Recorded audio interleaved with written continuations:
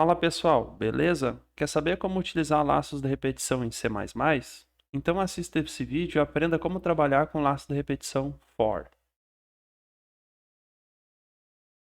Oi gente, tudo bem? Espero que sim. Neste vídeo nós vamos falar um pouquinho sobre laços de repetição, mais precisamente do laço de repetição for em C++. Vamos lá. Então, o laço de repetição for tem uma estrutura que se assemelha a esta figura aqui que a gente vai ver, ó.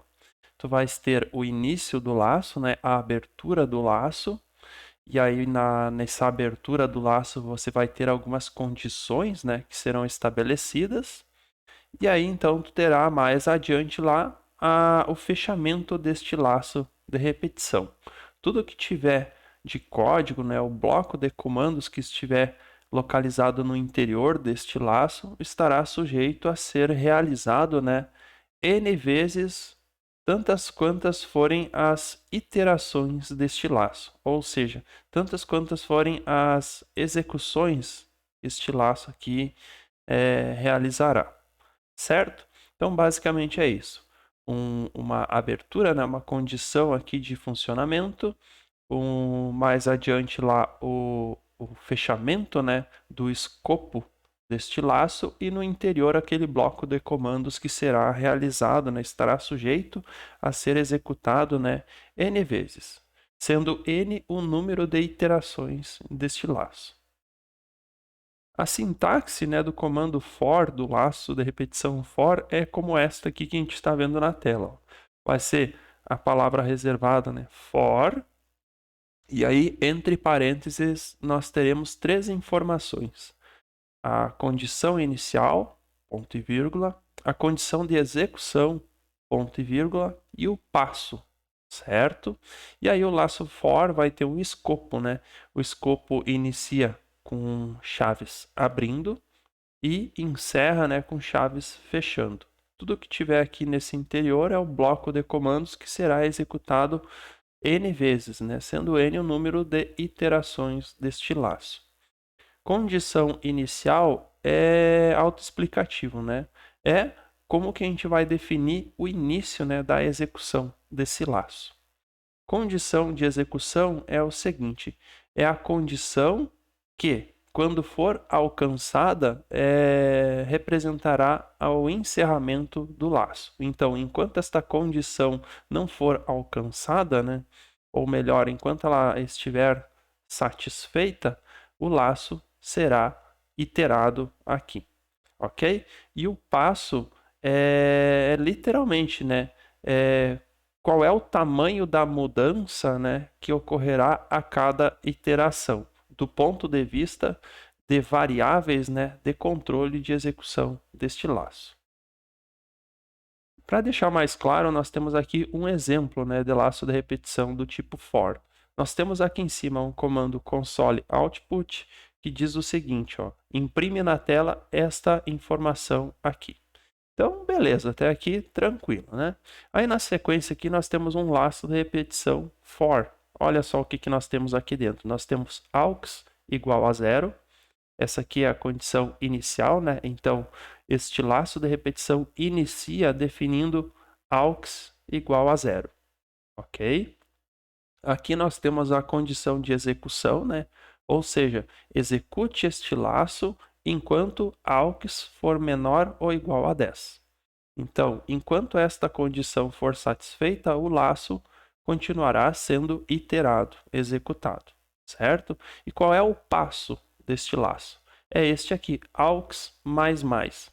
Aux mais mais é igual a dizer o seguinte, aux mais 1, certo? Então, a cada iteração, a variável aux será incrementada em uma unidade.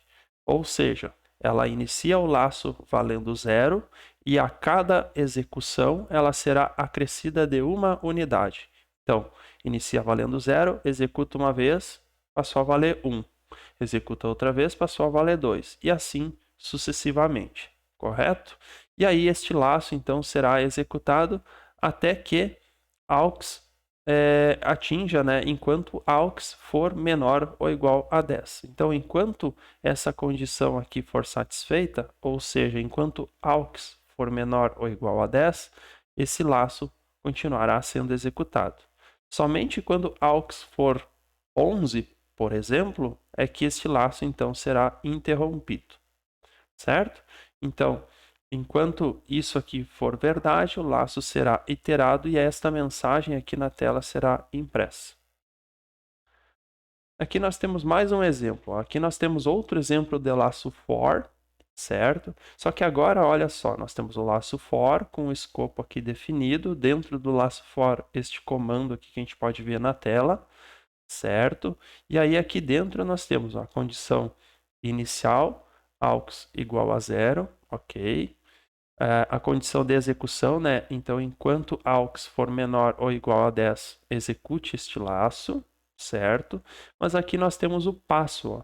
Dessa vez aqui nós temos um passo negativo, ou seja, o valor de AUX será decrementado de uma unidade a cada execução deste laço.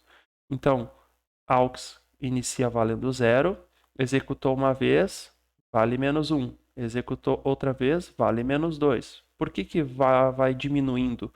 Porque AUX menos menos significa que o valor de AUX vai sendo decrementado uma unidade a cada execução deste laço.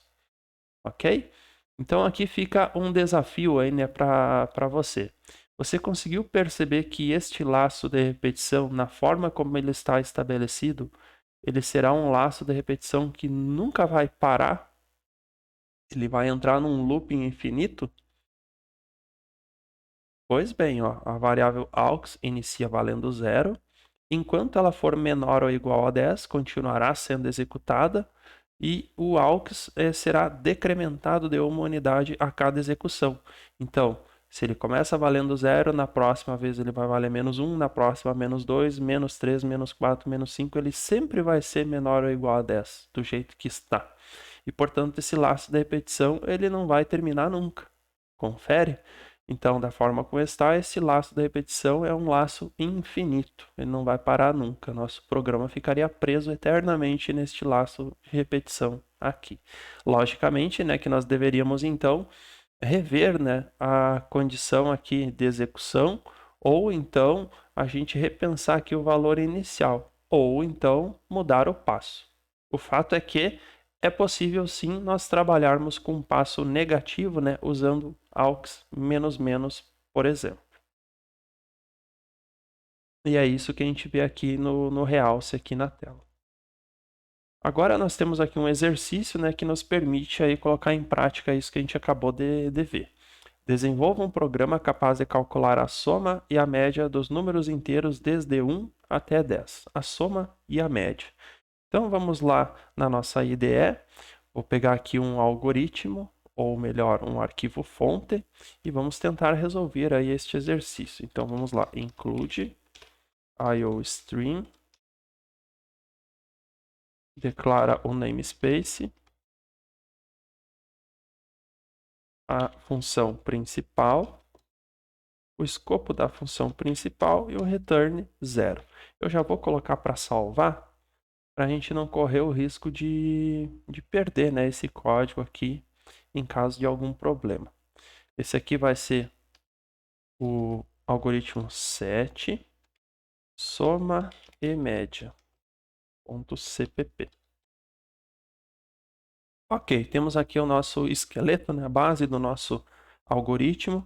E aí aqui eu vou definir uma variável de nome AUX do tipo inteiro, int AUX.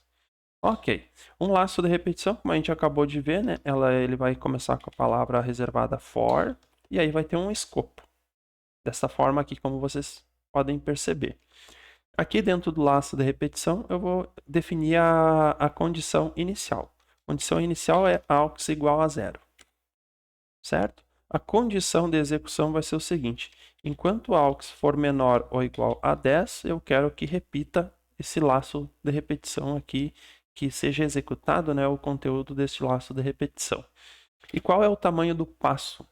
Eu quero que este laço de repetição a cada execução incremente a variável aux em uma unidade. Então eu digo isso assim, ó, aux mais, certo? Eu poderia colocar assim, aux igual a aux mais 1. Não está errado fazer dessa forma. Porém, é mais elegante nós fazermos assim, certo? Aux mais. Dessa forma que a gente vai incrementar em uma unidade a variável aux a cada execução aqui do nosso algoritmo. Para a gente verificar se isso aqui está funcionando, eu vou dar um console out, eu vou colocar assim, iteração, número, e aí eu vou concatenar com a variável aux para a gente verificar na tela como que ela está mudando. E ao término eu vou dar um endline aqui, como vocês podem perceber. Eu vou dar aqui um F11 para compilar e rodar. Vamos aguardar. Pronto, e está aqui na tela, olha lá. Ó. O que aconteceu aqui? Deixa eu aumentar um pouquinho. Nós temos lá, ó, iteração 0, iteração 1, iteração 2, 3, 4, 5, 6, 7, 8, 9, 10. Então perceba que ele iterou desde 0 até 10. Ele iterou 11 vezes. Confere. E aí, por que ele pintou 0, 1, 2, 3, 4, 5, 6, 7, 8, 9, 10? Porque a gente está aqui imprimindo a variável aux. Variável essa que começa com 0 e vai até 10. Certo? Por que ele imprimiu o 10? Porque a nossa condição de execução é aux menor ou igual a 10. Então, se eu fizer o seguinte, ó, aux menor que 10, ou seja, eu estou dizendo que enquanto aux for menor que 10, execute. Quando aux atingir 10, portanto, para, né? Então, vou colocar para rodar novamente e vamos apreciar aqui o resultado. Olha só o que aconteceu. Começou de 0 e parou até 9. Por que não pintou o 10? Porque olha o jeito que eu defini aqui minha condição de execução. Enquanto aux for menor que 10, execute. Ou seja, quando atingir 10, para. Ok? Então, aconteceu isso aí que vocês puderam perceber. Se eu fizer o seguinte, eu quero de aux igual a 1 até aux menor ou igual a 10. O que vai acontecer? F11, compilou e rodou. E olha lá o resultado. Ele vai começar em 1. Por que começou em 1? Porque a condição inicial, né, que eu defini agora foi aux igual a 1. E aí ele foi 1, 2, 3, 4, 5, 6, 7, 8, 9, 10, inclusive 10, pois eu defini que a condição de execução é aux menor ou igual a 10. E ele está indo de 1 em 1 porque é aux mais. Show? Vamos tentar fazer mais um testezinho. Em vez de escrever aux mais, eu vou escrever aux igual a aux mais 1. Desta forma aí que vocês estão percebendo, ó. Aux igual a aux mais 1. Vou dar um F11 para compilar e rodar. E temos novamente, né, como era de se esperar, o laço de repetição aqui rodando perfeitamente, indo de 1 em 1. Se eu quiser mudar o tamanho do salto de 2 em 2, olha o que eu acabei de fazer. F11. E olha lá o que rolou. 1, 3, 5, 7 e 9. Pulou de 2 em 2, pois eu personalizei aqui o passo do meu código, certo? Eu estou com um probleminha aqui de acentuação, né? Mas vocês já sabem exatamente o que é preciso fazer para corrigir. É um set locale na constante LCALL e aí um português, né? Essa aqui é uma possível solução. Coloquei para rodar e aí a gente pode conferir lá que foi o suficiente, né, para corrigir o probleminha ali que nós estávamos tendo. Então, com isso eu espero que tenha ficado claro, né, para vocês a importância da gente definir essa a condição inicial, a condição de execução e o passo, né, o passo do nosso algoritmo. Então, para responder o que o exercício pede, né, eu vou tornar a deixar aux aux igual a 0, desta forma. E aí aqui, a gente, em vez de imprimir isso na tela, eu vou fazer o seguinte, nós vamos somar, né? Somar e depois calcular a média, é isto? Vamos dar uma espiadinha lá. Soma e média de 1 até 10. Soma e média de 1 até 10. Então, vamos mudar aqui, de 1 até 10. Vamos lá. Float, soma e média. Isto aí. Show? Beleza. Para mim fazer a soma, né, destes números, a gente poderia fazer assim, ó, soma igual a soma mais o quê? Mais o aux. Porque a gente sabe que aux vai variar desde 1 até essa condição aqui, né, que a gente estabeleceu. E aí eu vou acumulando em soma dessa forma aqui que vocês estão vendo. É importante aqui em C++, a gente inicializar as variáveis. Portanto, eu devo colocar aqui no comecinho que soma recebe 0, certo? Para ela inicializar a variável com valor 0 no caso. E aí aqui então eu tenho esse somador, né, esse acumulador de soma aqui. Eu posso fazer desta forma aqui, como vocês estão vendo, a variável soma vai receber o que tem dentro dela mais a variável aux, certo? Mas eu posso fazer assim, ó, que é mais elegante, ó. Desta forma aqui, ó. Soma recebe ela mesma mais a variável aux, tá? Escrevendo mais igual, como vocês estão vendo na tela. Show? Isso aqui é um somador. Ok? Ao término, nós vamos ter que calcular a média. Confere? E a média vai ser o quê? Vai ser a soma, né? Que a gente acabou de calcular ali dentro do laço, dividido pela quantidade de elementos, né? Como que a gente vai saber qual é a quantidade de elementos? A gente sabe ali, ó, foi de 1 até 10, então são 10 elementos. Então a gente pode fazer assim, soma dividido por 10. E ao término aqui, a gente imprime isso na tela. End a soma dos inteiros de 1 até 10 foi D. E a gente calcula, concatena aqui com soma. E a média desta soma, né, foi D média. Mais ou menos deste jeito aqui. Vou dar um F11 aqui para compilar e rodar e vamos verificar aqui qual foi o resultado. Olha lá, a soma dos inteiros de 1 até 10 foi 55 e a média foi esta que vocês estão vendo na tela. Rodou perfeitamente. Deixa eu fechar aqui. E aí então a gente consegue perceber, né, que nós definimos algumas variáveis. No laço for, percebemos que a gente precisa de uma variável auxiliar, né, para nos ajudar a controlar a execução do laço, e portanto eu declarei aqui um inteiro de nome aux.